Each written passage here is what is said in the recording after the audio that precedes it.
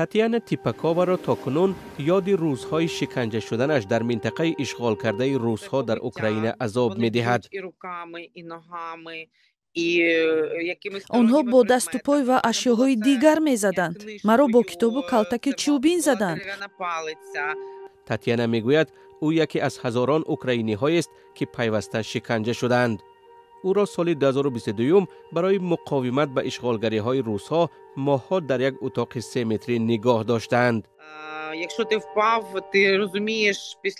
اگر می افتادید باید بر می خواستید. در عکس حال شما را لگد کوب می کردند و درد از این بیشتر می شود.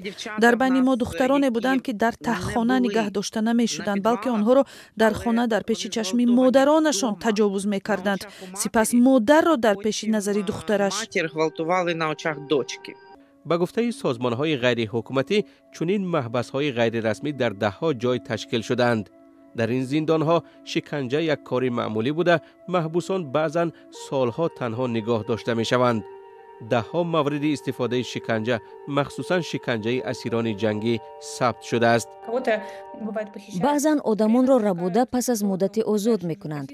دیگران به زندان‌های روسیه فرستاده می‌شوند و یگانه شانس آزاد گردیدنشان تبادل محبوسان است، اما در اصل خیلی کم تبادل کرده می‌شوند. به نقل آنهایی که زنده ماندند، محبوسان را به نیروی برق می‌مانند. ناقل‌ها را به قفس سینه یا آلات تناسلی می‌گذارند. بعضاً تا حد لطوکوب می‌کنند که اسیران معیوب یک عمری می‌شوند.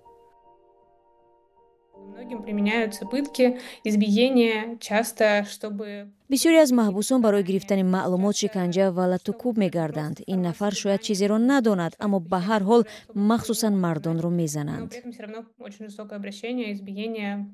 رومان باکلاژوف 54 روز را در شکنجهگاه روس‌ها گذرانده است. اجرای شکنجه میتواند در همه جا، در تهخانه، در خانه‌های شخصی باشد. همه درباره این حجره‌ها که در کاخوفکا و کاخوفکای نو جایگیرند میدانند. مقامات ده‌ها هزار اوکراینی را بر روی خط افراد گم شده وارد کردند. موافق معلومات امنیستی اینترنشنال یا عفو بین الملل، اکثر آنها احتمالاً در اسارت روسیه هستند. مقصد اسیرگیرنده های روس هم در مقایسه به دوره اول جنگ در سال 2022 دیگر شده است. در اول روس ها با هدف گرفتن معلومات جنگی اوکراینی ها را می گرفتند. اکنون حمله ها به اوکراینی های صورت می گیرد که هویت ملی خود را نشان می دهند و اشغالگری را نمی پذیرند. این آدمان نوابسته از آن که به روس ها تهدیدی ندارند هدف قرار می گیرند.